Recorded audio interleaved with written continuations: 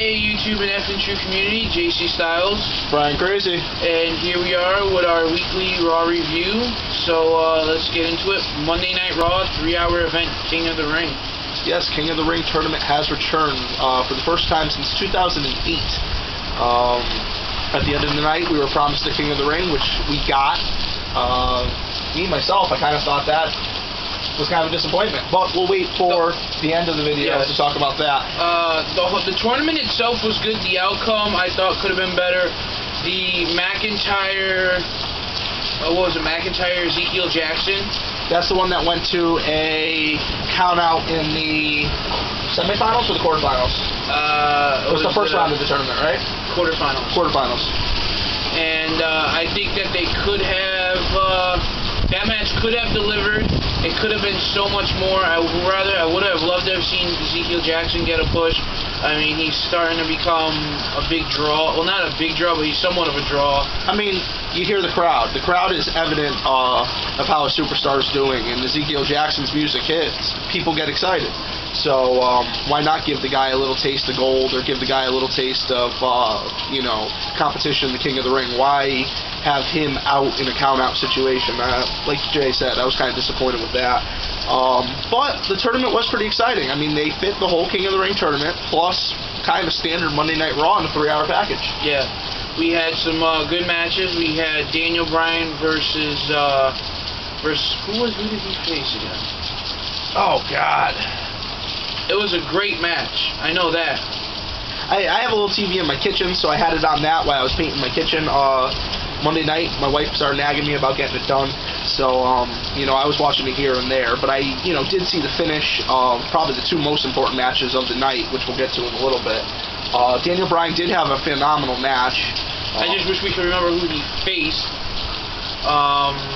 It was definitely good. Was it a high flyer from SmackDown? I don't know. This is pretty sad. We had the Miz's WWE Championship celebration, which kind of got, interrupted by the King and then Michael Cole.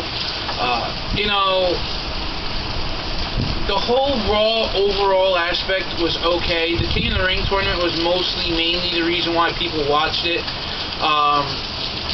Miz came out and showed the Miz girl where she was pouting because Orton didn't retain the title, or Barrett didn't win the title. The girl I was talking about last week, the one that looked like the Exorcist, I guess the Miz also picked up on that one. John Cena came out and attacked a bunch of people. I know, first you see John Cena attack, and it's been rumored that at a house show over the weekend, Juan Cena did make his debut in the WWE. It wasn't Juan Cena. It was just a masked wrestler. It was just a masked. No, but it wasn't Juan. They didn't speculate his name. They did announce him as Juan. They announced him as Juan Cena from West Newberia, Mexico. I kid you not. So you see John Cena, for the first time of the night. Well, you speculated it's John Cena, and it kind of cements it. You see a little purple on the shirt, and you see "You Can't See Me."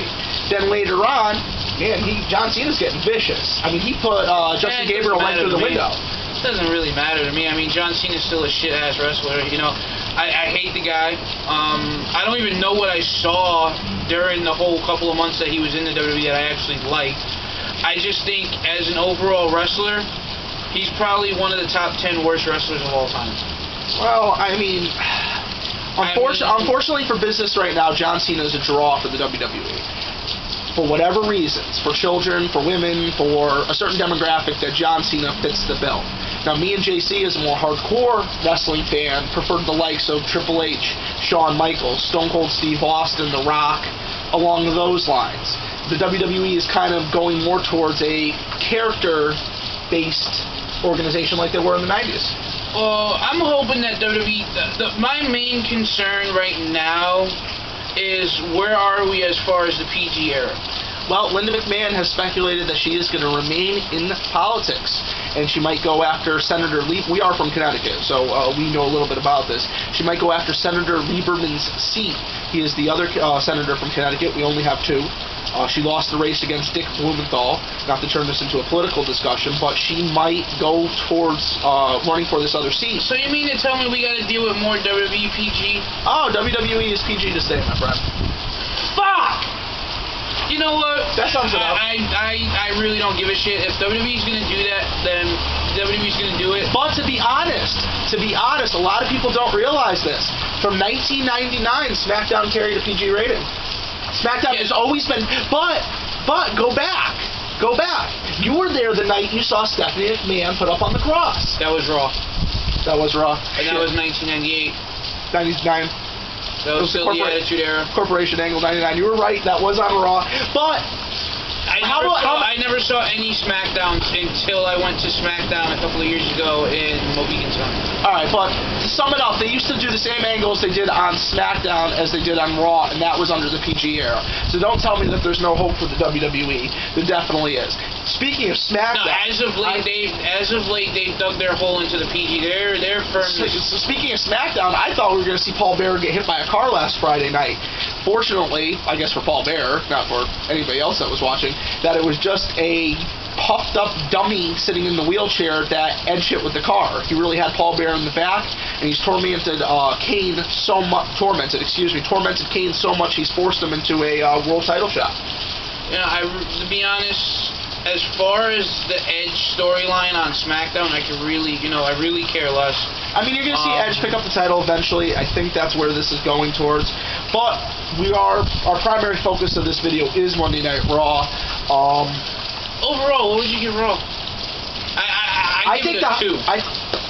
Well, out of 5, I give it a 2. The Raw segments are about a 2. The King of the Ring segments, I mean, we saw some fantastic in-ring action. I mean, that's probably been some of the best in-ring action we've seen in a long time. But the thing is, though, I think what it was is I think they were scared. I think the reason why they did the double count out on the Drew McIntyre Ezekiel Jackson match was because they were scared that if Ezekiel Jackson went through, he was going to dominate and kick the shit out of Sheamus. And then what's also, I mean, Del Rio, the guy that's been getting the biggest push going. That's who Daniel Bryan wrestled, Del Rio. And Del Rio got him. Del Rio made him tap out, if I'm not mistaken. And okay, I know he's never going to see this video, but Daniel Bryan, okay. You did a suicide dive last Monday. A week ago Monday, and you hurt your shoulder. You went out there and you did a suicide dive again Monday night, and you hurt yourself, and it cost you the match. When are you going to stop doing? I get this, you like to do the high flying and the suicide stuff, but if you got hurt the week before, and it was the same exact shoulder too, why would you go for it again? That's like, you get the guy up on the top of the cage and he can climb out. That's like Jeff Hardy climbing on the top of the steel cage and swanton bombing, doing a swanton bomb off the top of the cage. Threw a guy through a table onto a ladder and missing 4 out of the 5 times. Why would you go up there for the 5th time? Because, you know what, it's the heart of competition. You get caught up in the adrenaline of the moment. But back to rating this, I almost called it an event, this television program, Monday Night Raw last week. The Raw segments, I think, were pretty el stinko, with the exception of the WWE Championship match. Was that Jerry's goodbye? I have a feeling that we might be saying to Jerry the King Lawler, which kind of makes me sad. I mean, if they were going to get rid of either of the two, I would really hope it would be Michael Cole. I mean, Jerry the King... But Michael Cole is wrapped up into doing his own little thing now, so I can understand why they're keeping him, but no one really wants to see Michael Cole, you know? We all have speculation that Michael Cole is somehow... WWE old school, during the Daniel Bryan match, when JR came out and did commentary on Daniel Bryan's match, was the highest rated segment match on the show. Oh, I'm sure. That was when the ratings went through the roof. As soon as everyone found out that JR was going to be there, everyone tuned in to see what was going to happen. It was like watching Raw back in the day. But CM Punk on commentary. CM Punk is actually doing a pretty good job. I like when the one thing I do like that what happened was Cena F-Feud, or Attitude Adjusted, he played it through the table. And I like CM Punk's line. He's like, he spilt my diet soda. I think that was probably the funniest moment of the whole night. CM Punk is doing good at commentary. I mean, if they did have to find somebody to replace King, I think CM Punk kind of fits the bill. He's not a Michael Cole lover by any means. He's willing to speak his mind and say what he has to. To wrap it up, though, winner of the King of the Ring tournament, Sheamus. King Sheamus came out on top of John Morrison. Another failed attempt. He comes out, he wins the tournament, and he says, all hail the King of Kings, and he went ahead and phrased himself as the King of Ireland, or the Ireland's King, and The Irish King? the Irish King, whatever you want to call him, the Leprechaun King, whatever. And then you turn around and you don't have probably the best moment to come out, have Triple H come out, whose other gimmick is the King of Kings, and another failed attempt. Another failed attempt and another failed push. Sheamus has already gotten the WWE Championship twice. I mean, he was a kind of a big deal in ECW, well, the WWE's version of ECW. Morrison's never gotten a decent push. Alberto Del Rio's getting a semi-okay push, but I would have loved to see him as king.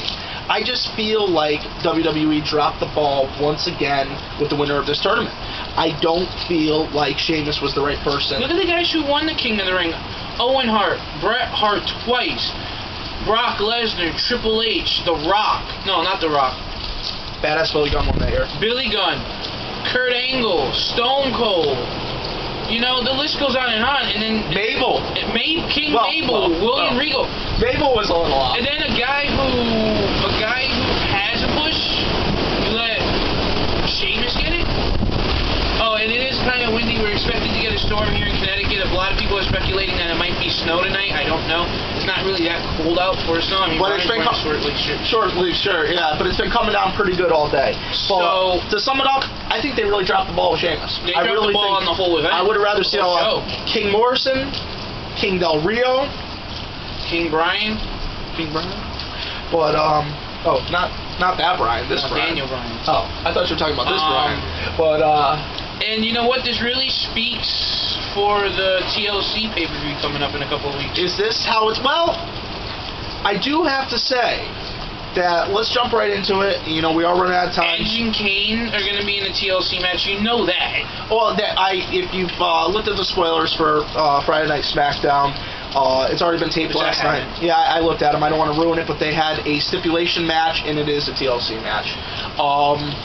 Then you're probably going to have WWE. The WWE Championship is probably going to be in a TLC match. It's going to be The Miz versus Wade Barrett. I see it happening. And to the end of the night, kind of an interesting match. Kind of started off with the Miz's championship celebration, with Jerry the King Lawler kind of getting involved. Michael Cole tells him to stand down, like it's Michael Cole's business. And we get a main event, a tables, ladders, and chairs match. Jerry the King Lawler, was pretty good. Who has never won a championship in the WWE. He's won over 150 championships worldwide, over 50 reigns as NWA, AWA. He was Memphis World Heavyweight Champion. I think he was 50 reigns as the Memphis World Heavyweight Champion. But I'll say this. Regardless, my father has said it numerous times, and I'm going to say it for my father, since he's a hardcore wrestling fan, a lot hardcore than me and him. The greatest champion to ever live was Bruno Sammartino. The guy held the title for 2 title reigns of equal of 21 years. Well, that's when the WWE was a little different time. The champion kind of carried the belt around from city to city. He was kind of the front man for the organization. Like I said, different time. But still fantastic. But that was when it was wrestling. It was wrestling. The entertainment aspect did not really come into play into the 90s. Well, actually late 80s, early 90s. So we morph into this fantastic WWE Championship match. Tables, ladders, and chairs. Lawler versus Miz. And I don't know, at a couple points I really thought that they were teasing the possibility of giving Jerry Lawler the WWE Championship. Yeah, but I don't think King wanted to win it that way. I think King would have rather have had it in a singles one-on-one match. But I still think Michael Cole would have screwed him over regardless. And I believe that we're running out of time for this video. Yeah, we are main event. We are at 14 minutes. We are running out of time. So, guys, thanks for all the support. We are coming back. We are going to do a Q&A show within the next couple of weeks. Also, tomorrow, I might, depending on what my check looks like, I might order my Nexus sweater. I am definitely next week getting my Miz shirt and my new Nexus We Are One t-shirt with the broken end. Yeah, we are going to have new gear on the show for all you fans out there. I do have to say, before we do run out of time, that what is with Michael Cole interfering with the main event and screwing over Jerry Lawler? Like I said, we are over 14 minutes. We only get 15 on YouTube. So guys, this is Effin' True Wrestling. Thanks a lot. Thank you. Brian And Crazy. We'll see you next week. JC Styles, and we'll see you next week. See you next week, guys.